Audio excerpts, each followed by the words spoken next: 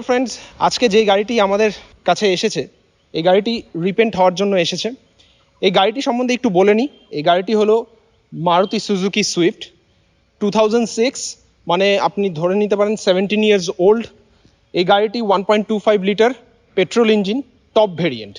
এই গাড়িটিতে এখন বর্তমানে যেই কালারটি রয়েছে সেটা হচ্ছে ওজোন ব্লু, এবং ওনার্স যেটা আমাদেরকে বলেছে তিনি ইন্টারেস্টেড নন ব্লু বুকে কালার চেঞ্জ করার জন্য, যার জন্য আমরা চিন্তা করেছি এই গাড়িটিতে আমরা ব্লুয়েরই কোনো একটা স্পেশাল ভেরিয়েন্ট এর উপর অ্যাপ্লাই করব। তো আমরা আজকে একটু দেখে নেব এই গাড়িটির কন্ডিশন কি আছে এবং আমাদেরকে কি কি কাজ করতে হবে এই গাড়িটির উপরে, যাতে এই গাড়িটি আমরা একটি নতুন কালারে নিয়ে আসতে পারি।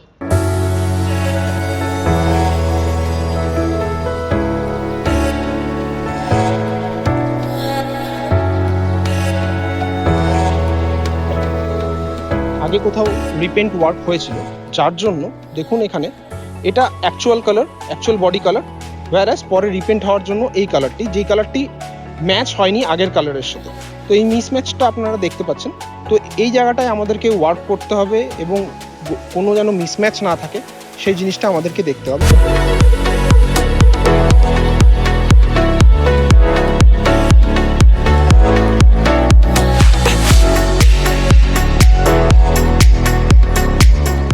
গাড়িটিতে আপনারা দেখতে পাচ্ছেন অনেকগুলো রাস্টিং হয়েছে, এই পজিশনে রাস্টিং আছে, এইখানেও একটি রাস্টিং আছে।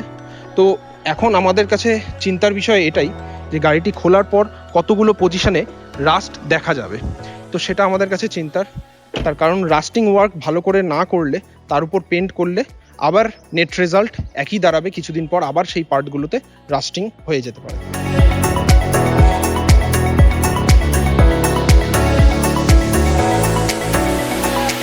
এই পার্টটা দেখাতে চাইবো। এই পার্টে যেই কাজটা আছে ইনিশিয়ালি ফার্স্টে এখানে ডেন্টিং ওয়ার্ক করতে হবে। ডেন্টিং ওয়ার্ক করার পরই আমরা এখানে পেন্টিংয়ে যেতে পারবো। এই জায়গাটা দেখাবো আমি।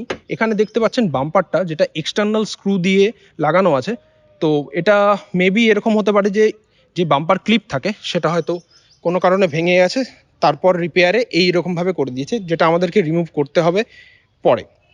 এরপর এই প্যানেলটা আপনারা দেখতে পাচ্ছেন, এখানে কিন্তু প্যানেলের শেপটা ঠিক নেই, যে শেপটা আমাদেরকে ঠিক করতে হবে এবং রিপেয়ার করে তার উপর কিন্তু আমাদেরকে পেন্টিং ওয়ার্ক করতে হবে। তো বিফোর পেন্টিং ওয়ার্ক এই গাড়িটিতে অনেক কাজ রয়েছে, যেমন রাস্টিংয়ের কাজ করতে হবে, তারপর ডেন্টিং পেন্টিংয়ের কাজ করতে হবে, তারপর গিয়ে কিন্তু এই গাড়িটিতে আমরা রিপেন্ট করতে পারবো।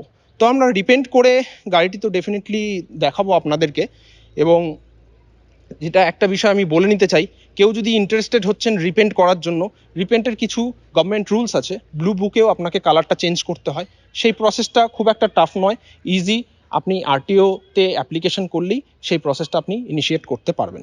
এই গাড়িটির ক্ষেত্রে আমরা কোনো বেসিক কালার ব্লুটাকে চেঞ্জ করছি না, ব্লুয়েরই কোনো একটা স্পেশাল ভার্সন কালার এর উপরে আমরা অ্যাপ্লাই করব। ইভেন হতে পারে এখানে আমরা ডুয়াল টোনও করার চেষ্টা করব, এই ছাদটাকে আলাদা একটি কালার দেওয়ার চেষ্টা করব।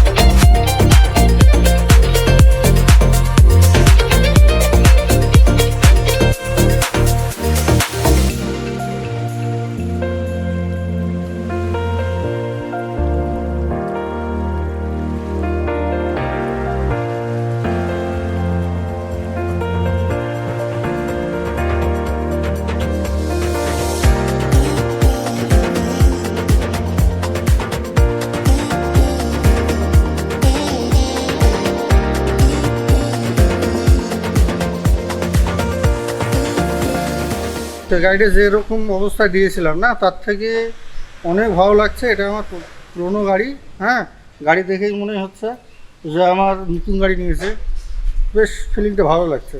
তো আমাদের সাথে কাজ করে আপনার মানে কাজ কেমন? না, কাজ ভালো লাগলো, অনেক জায়গায় কাজ করিয়েছে। হ্যাঁ, কারণ বিশেষ করে কি হয়, শোরুমেও যদি যাই, হ্যাঁ, তাদের সঙ্গে আমাদের মানে কথা বলতে হয়। হ্যাঁ, আর এখানে এসে আপনারা আমাদেরকে বললেন, তাতেই আমি খুশি হলাম। হ্যাঁ, প্রত্যেকটা বিষয় বুঝিয়ে দিলেন, এটা না সব দিক থেকে একদম ঠিক আছে। আপনার পছন্দ হয়েছে? আমার খুবই পছন্দ, খুবই পছন্দ। ঠিক আছে, ঠিক আছে, ধন্যবাদ দাদা।